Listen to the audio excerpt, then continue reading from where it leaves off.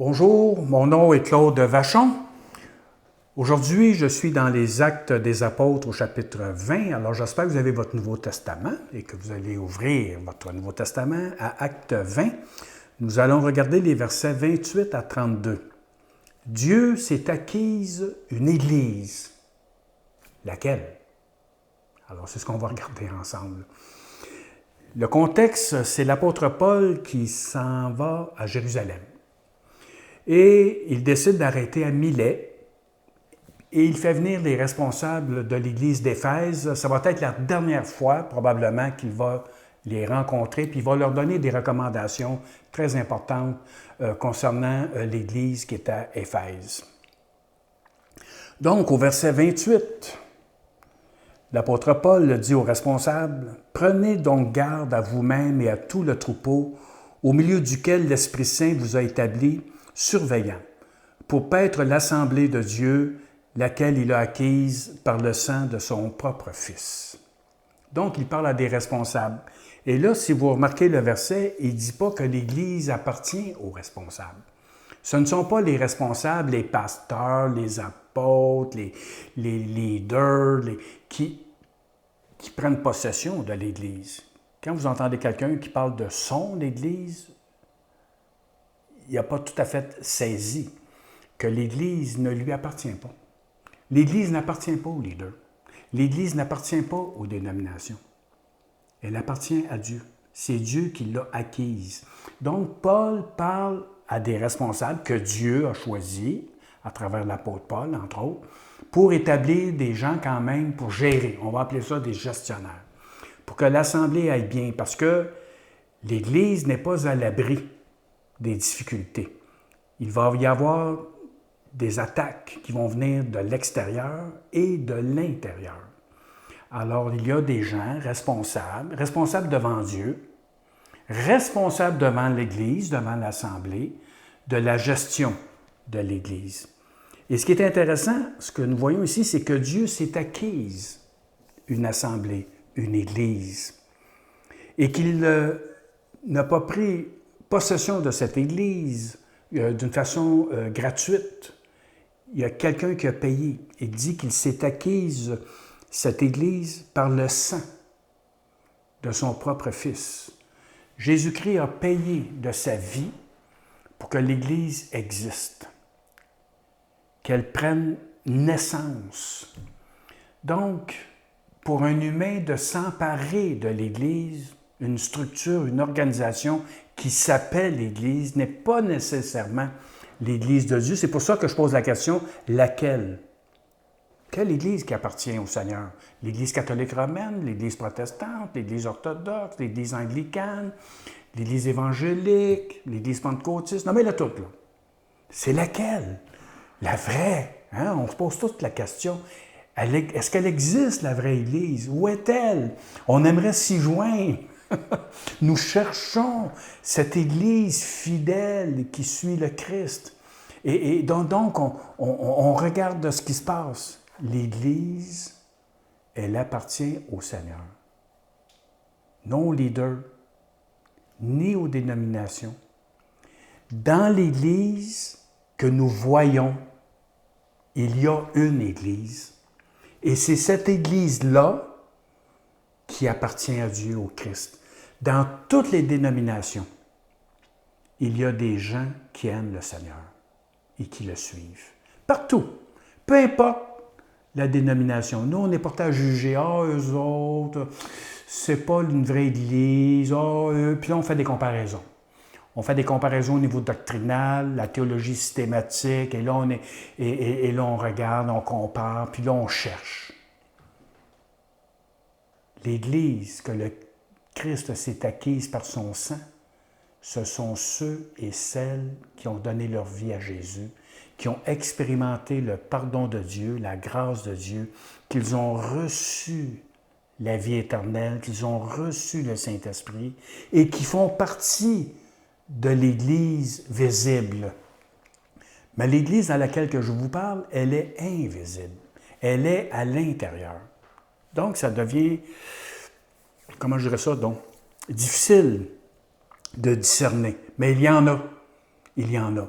Et c'est vrai qu'il y a des églises, qu'il y a des assemblées qui vont être encore plus proches des Écritures, plus près du Seigneur, plus fidèles. Oui, c'est vrai. Mais ça ne fait pas d'elle l'Église qui s'est acquise, le bâtiment, le groupe. Il y a des gens dans toutes les organisations, dans les petites assemblées, dans les grandes assemblées, il y a des gens qui n'appartiennent pas au Seigneur, comme il y a des gens qui appartiennent au Seigneur. L'Église qui s'est acquise, ce sont ceux qui croient. Et c'est de ces gens-là que l'apôtre Paul parle et qui a à cœur et qui veut protéger des influences néfastes qui viennent de l'extérieur et de l'intérieur, de tous les côtés. Donc, quand on s'affiche et que les dénominations s'affrontent, se rejettent les unes les autres, ils ne sont pas en train de suivre le Seigneur. Ils ne sont pas soumis au Christ.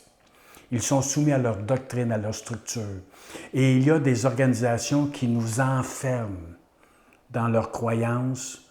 Ils sont tellement convaincus qu'ils ont la vérité totale et complète, que c'est complet, que leur théologie systématique, elle est pleine, elle est véridique. Il n'y a rien d'autre à l'extérieur.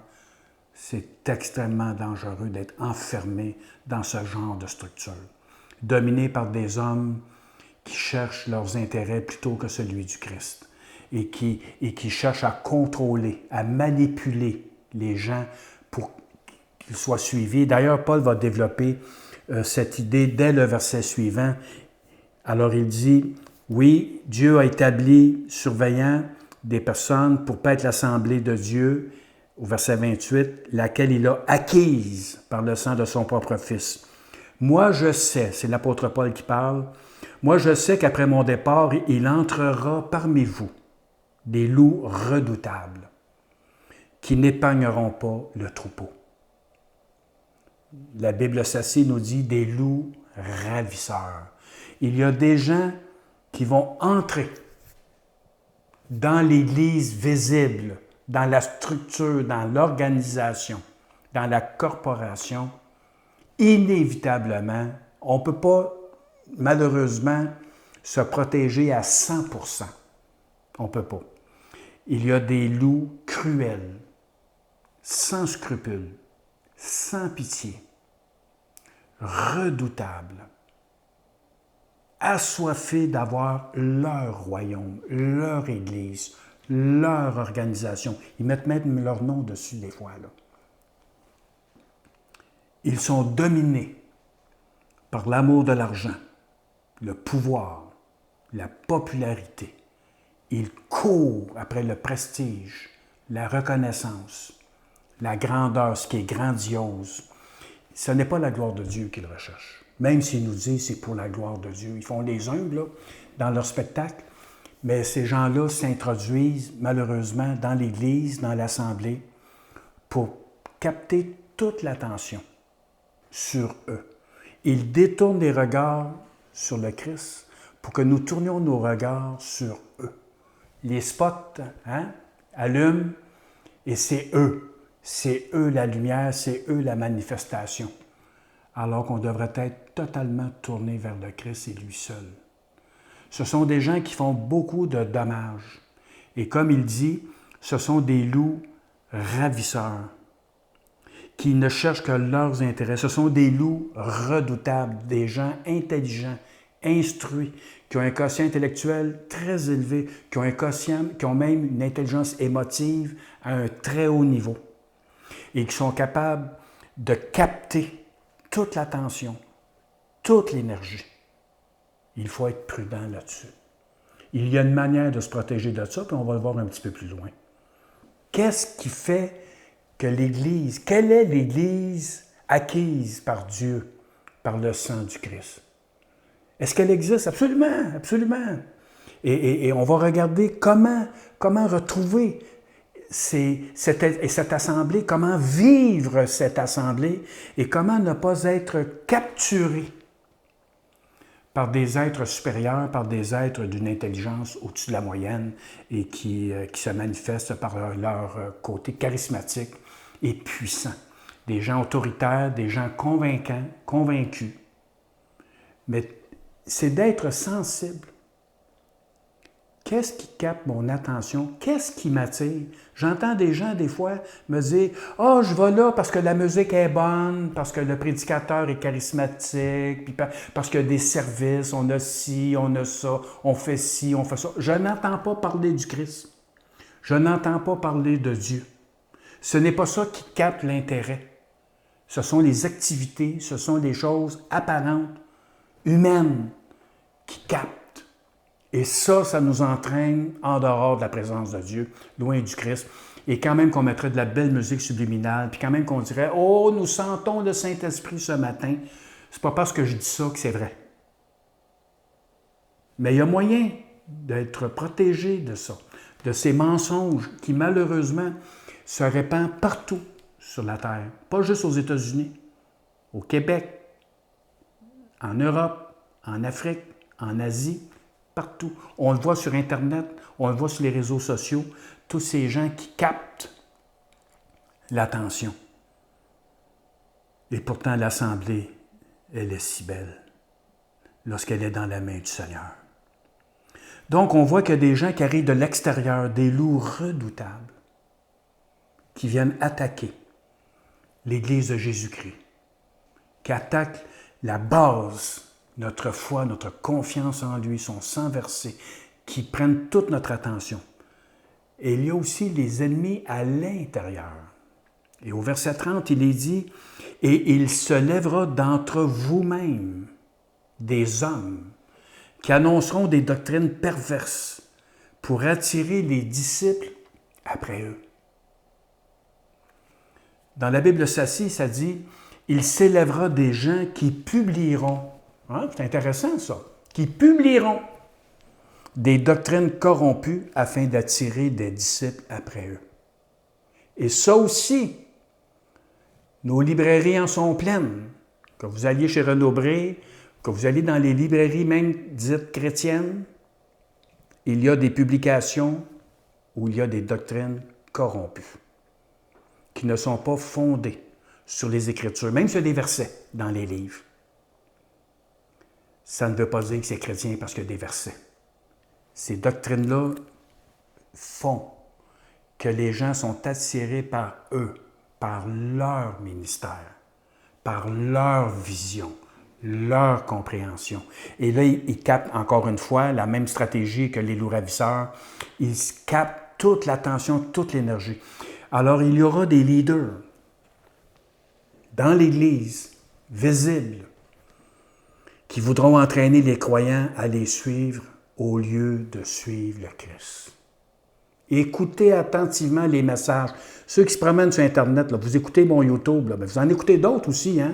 Il n'y a pas juste l'autre vachon. Là. Hein? Il y en a plein. Et des gens beaucoup plus charismatiques, beaucoup plus convaincants même. Ça, je n'ai pas de problème avec ça. Mais soyez attentifs aux messages, soyez sérieux quand vous écoutez. Mettez un filtre. Même quand moi je vous parle, mettez un filtre. Et ce filtre, je vais vous l'expliquer, ce ne sera pas long, là. Quel est ce filtre que nous devons avoir pour entendre les choses de la bonne manière, pour voir les choses de la bonne manière? Quelle est l'intention? Quel est le but, l'objectif de ces leaders?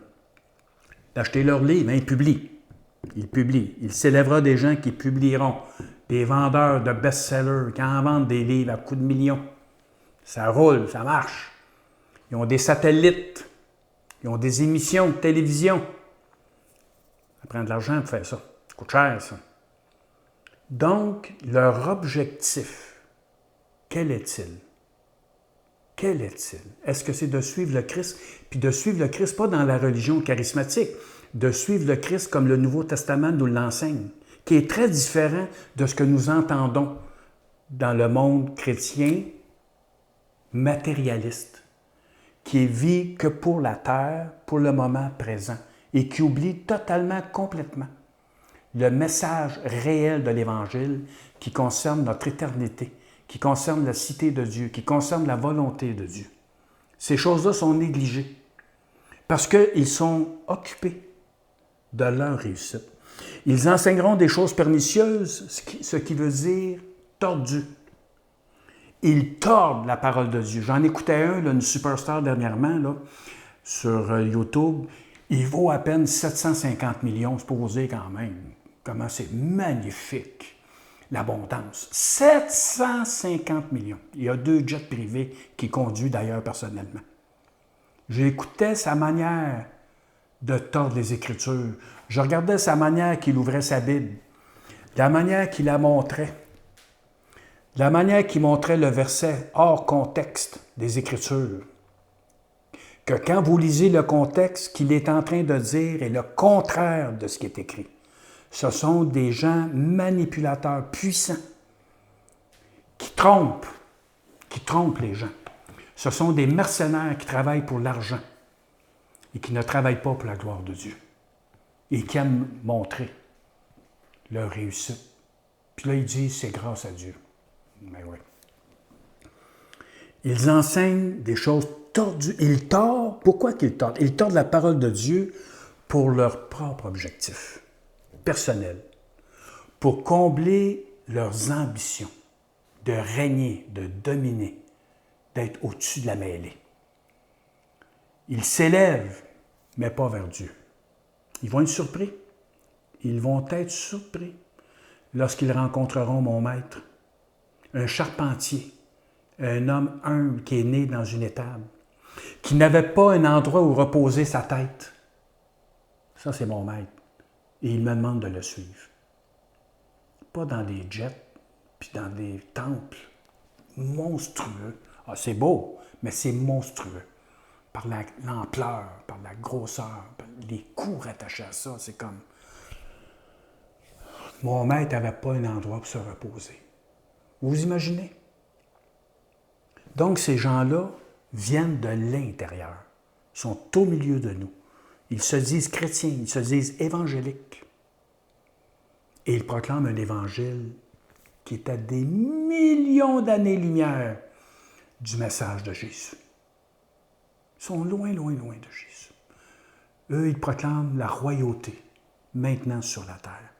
Donc, Dieu s'est accordé une Église, laquelle?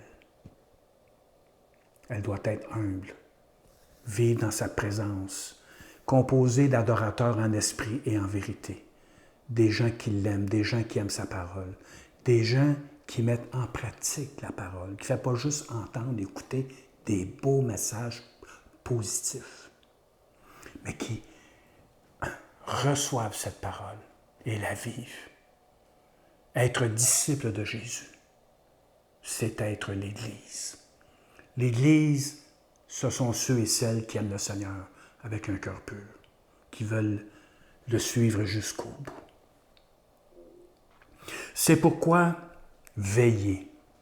Il parle aux leaders. Hein? Les leaders aussi doivent veiller, faire attention à ce qu'on lit, à ce qu'on étudie, de ne pas tout prendre pour du cash, de vérifier ce qu'on est en train d'apprendre, ce qu'on est en train d'étudier, de lire, ce que nous sommes en train de communiquer à ceux qui sont devant nous, que le Seigneur nous a donné pour les aider à cheminer et à grandir, pas pour les dominer puis les écraser par nos grandes connaissances, mais pour les guider. Et tous auront des comptes à rendre au Seigneur. Un jour, le livre sera ouvert et nous aurons des comptes à rendre au Seigneur de ce que nous avons partagé. Mais le mot « veiller » ne s'adresse pas qu'aux leaders, il s'adresse à tous et chacun. Chacun de nous sommes responsables de nos vies, de ce que nous croyons, de ce que nous laissons entrer dans notre tête et dans notre cœur. Chacun de nous. On ne pourra pas dire « Ah, ben moi, Seigneur, j'ai écouté tel gars, puis je l'ai cru. » Ça ne sera pas une bonne excuse. Ça ne sera pas une bonne raison. Alors, c'est pourquoi veillez, vous souvenant que durant 3 ans, je n'ai cessé nuit et jour d'avertir chacun de vous avec larmes. Et je termine avec le verset 32. Et maintenant, je vous recommande à Dieu et à la parole de sa grâce, qui a la puissance d'édifier et de vous donner un héritage avec tous les sanctifiés. Voilà le filtre. Voilà comment vous allez être capable de discerner l'Église qui appartient au Christ. Par la parole de Dieu. Il dit, je vous recommande à Dieu. Dans la Bible liturgique, je trouve ça très beau, ça dit, et maintenant je vous confie à Dieu et à la parole de sa grâce. Lui, qui a le pouvoir de construire l'édifice et de donner à chacun l'héritage en compagnie de tous ceux qui ont été sanctifiés. Donc, on se confie à Dieu. Je vous confie à Dieu et vous aussi, vous-même, confiez-vous. Mettez-vous entre les mains de Dieu et laissez la parole de Dieu travailler dans votre vie. Ça veut dire ouvrez votre Bible. Fiez-vous pas juste au sermon sur YouTube et sur le dimanche matin durant la prêche à l'Église. Vous-même, ouvrez votre Bible. Même si vous ne savez pas le grec puis l'hébreu, ce n'est pas ça qui est important. Là. Ouvrez votre Bible en français. Choisissez la traduction que vous voulez. Elles sont toutes bonnes. Prenez la traduction avec laquelle vous êtes confortable. Puis lisez-la, méditez-la, réfléchissez. La parole de sa grâce. Une parole de liberté. Une parole puissante dans laquelle nous recevons le pardon de nos péchés, que nous recevons la vie éternelle, que nous recevons la liberté en Jésus-Christ. Ne vous placez pas sous un joug étranger. Ne vous placez pas sous un joug religieux non plus. Placez-vous sous l'autorité de Jésus-Christ. Ça ne veut pas dire vivre seul, ça. Non, non. Le Seigneur n'a pas sauvé juste Claude Vachon. Il sauve l'Église. Il s'est racheté, il a acquéri une Église, pas juste un individu. Donc, rassemblez-vous. Joignez-vous à une assemblée. Attachez-vous à cette assemblée, même avec ses défauts. Attachez-vous à cette assemblée. Apprenez à vivre en assemblée avec vos frères et vos sœurs. Reconnaissez ceux qui aiment le Seigneur de tout leur cœur, qui ont donné leur vie à Jésus. Il y en a partout de ces gens-là. Puis collez-vous avec eux. Tenez-vous proche d'eux. Aimez-les. Il faut aimer tout le monde, mais c'est ceux-là, parce qu'il dit, Dieu a donné le pouvoir de construire l'édifice. Et on ne parle pas d'un édifice, d'un bâtiment, on ne parle pas d'une structure corporative. On parle du corps du Christ. On parle de la vie de l'Assemblée. C'est ça, l'édifice, c'est l'endroit où il y a des enfants de Dieu qui se réunissent et où Dieu habite. Dieu veut rendre notre maison habitable. Et ça, c'est en se tournant vers lui, en se confiant en lui. Et il a donné à chacun de nous l'héritage. C'est extraordinaire. En compagnie de qui? De ceux qui sont sanctifiés. En compagnie de ceux qui aiment le Christ, qui aiment la parole de Dieu et qui se laissent transformer par la parole de Dieu. C'est avec eux autres qu'on va rentrer dans la cité de Dieu. C'est elle l'Église. C'est elle, composée de ceux qui cherchent la sainteté, la sanctification, qui se laissent travailler par lui et qui ont en lui cette espérance extraordinaire. Un jour, l'Église va aller rejoindre son Seigneur, son Roi. Un jour, et ce jour vient, un jour, le Seigneur viendra chercher son Église dans l'Église. Il ne viendra pas chercher toutes les Églises. Il ne viendra pas chercher toutes les dénominations.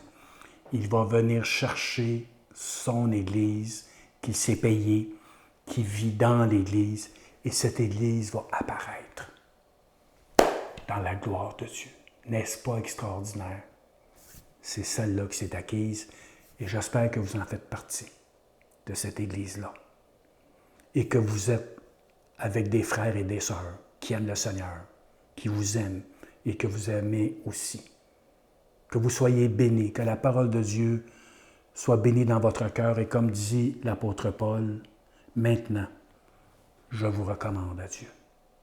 Ouvrez votre Bible, puis à partir de maintenant, vivez-la au maximum, avec l'aide du Saint-Esprit. Que Dieu vous bénisse. Merci pour votre attention. Vous pouvez nous suivre sur l'essentiel avec un c.ca. À bientôt.